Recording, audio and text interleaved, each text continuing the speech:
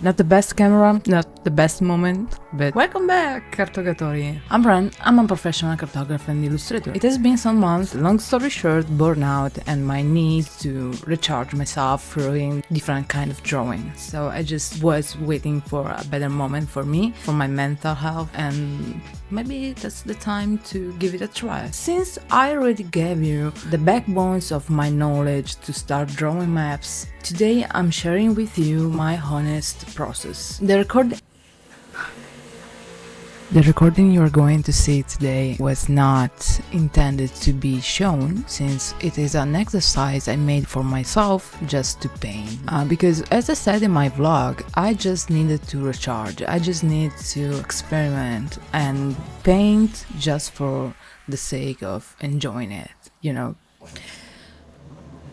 When I'm not recorded and I feel free to speed up my process, I feel free to build custom brushes, I feel free to find the best way to speed up the process. This is why I believe this video is important, because you can spy on me, you can see what tools I daily use and what are my shortcuts. And as an artist, I believe we can learn a lot from each other, since the true process, which is what you are going to see, is that moment where you are not observed, you don't feel the pressure of people watching, and so you are just in your comfort zone drawing, and that's when you truly understand what your process is. Because I don't know you guys, but I feel kind of pressure when I got to share what I do, but sometimes I feel like I need to do things in a certain way, and it's kind of weird to explain. It's like I just feel a judgmental eye on me. For this reason, as I said, I find it really important to share a true process. You will see images from my screen recording, and I will guide you through the process with my voice and tell you what is happening there in case it's not clear enough. And that's it. I hope you find it useful and you can learn something from this. If there are parts of this process that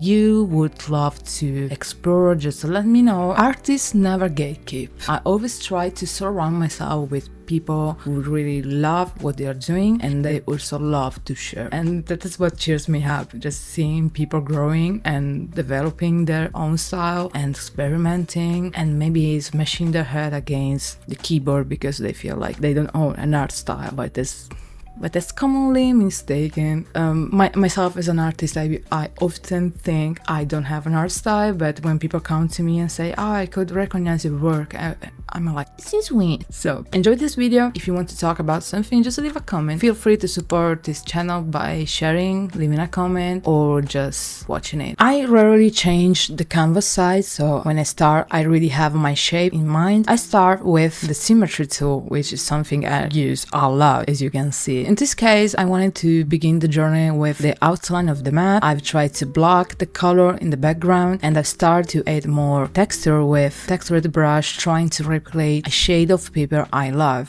In this stage of the map, I'm focusing on the ornaments. I truly enjoy painting each tiny detail of the frame. I told you this painting was made for me to enjoy the process, just to keep my hands warmed up. I'm adding details as I love to see them. In this case, I've tried to make a sort of subtle frame, outlining with a darker color the true edge of the map. Now I'm sketching the shape of the lens. I didn't really have something in mind. I just wanted to fill up the canvas. Concept just started to take form in my head, so I wanted to draw something which was snake-themed, something like more alien, to be honest. In that period, I was working on a dungeon map, which was a battle map about snakes, so I really had this kind of concept in the back of my head, and I tried to draw something which could be like alien looking. As you can see, I started with ornaments, so I wanted something to symbolize what I was doing. And at this point, something was missing in the top right corner, so I tried to give a title to the map, but I couldn't come up with a name, so I kept the alien thing as a literal thing. You will notice you can't read what I'm writing because they are just random lines. And it was fun because I like imagining that you can find papers and maps where you don't know what you're reading because that's not your language, and they can be from a far country or a far plane of existence. By the way, I'm not giving a comment on on the line art because it's just a simple brush, a dot brush, when you can handle the pressure and the flow of your pen. Just trying to go over the sketch line, so trying to give a clear shape to everything in the map. Having a clean line art helped me to lock the areas and select the landmass and start with a first blocking layer, just a flat color, so I can paint over it or create masks. My process here is about adding colors with textured brushes until I find that color balance that really communicates me the mood of the map. In this case, I wanted to keep it simple, a sort of watercolor looking kind of style, because I love the map to look like eroded, and I hope this term is the right one.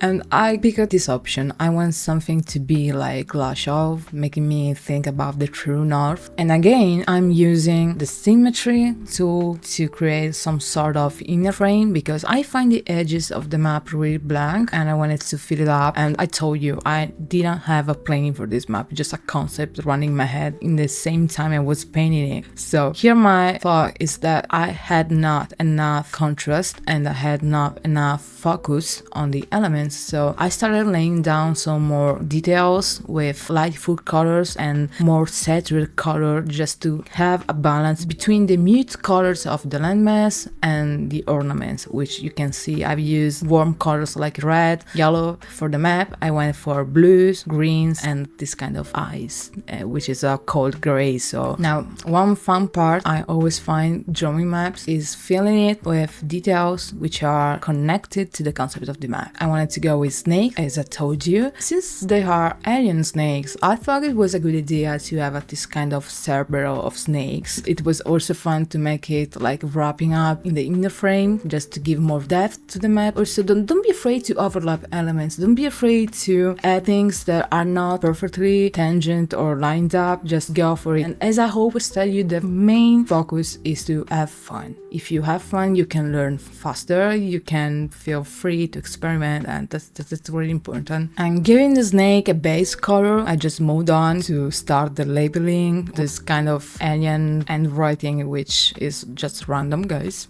Now I thought the map was too gray, too cold, and I tried to warm it up with a sort of edgy grunge, paper-like texture. And now everything is almost in place. I need locations. So as I told in my world building video, when you start drawing maps, you should think about how can the people survive in this land? How can the animals survive in this land? So since on the way I've decided to complete this map, it is funny to see how I'm trying to justify where the mountains are, where the land can emerge from the oceans, and so where mountains can be. I remember about that. I was trying to find a fast way to line up mountains, something I don't usually do. This decision was made not only to save time, but also because sometimes my hand is bad and I'm trying to avoid tendinitis, which is like something I don't want to deal with as an artist. But it's funny to say that I was not satisfied with mountains, and I still decided to go with hand drawing all the details, which, by the way, it did look good. In case you have missed this step, I tried to lock the position with a base color, which I usually place underneath the line art, and it helps me to render the map later because I work on layers, and I like that main features like forests and mountains are separate, so I can toggle the colors anytime. This is one of the phases I prefer, and it is the rendering of lights and the shadows. You can learn more about this in my map making tutorial, which I will leave here somewhere. Oh yeah, since this is a Nordic environment, I thought it was fun to have some ice caps, and to make them I usually just paint over the line art layer, and I love adding a kind of aura, like another glow, to make them feel like more glacial with this cold light blue. Once again, I'm not thinking about my carpal tunnel and I'm just overlaying things with small detail forest. Here we go. That's the tedious part.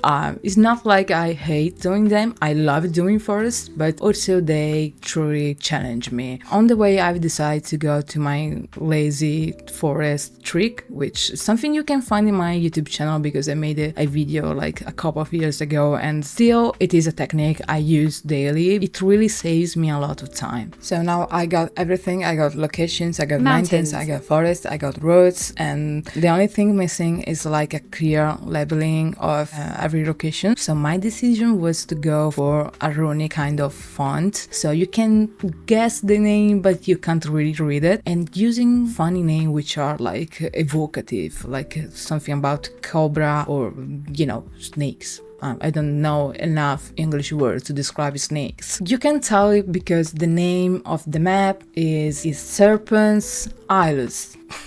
And that's it. That's not easy to translate your thoughts, and I don't know if I will do this again, but let me know if you ever appreciate that. That's it. See you next time. Ciao cartogratori! Mountains.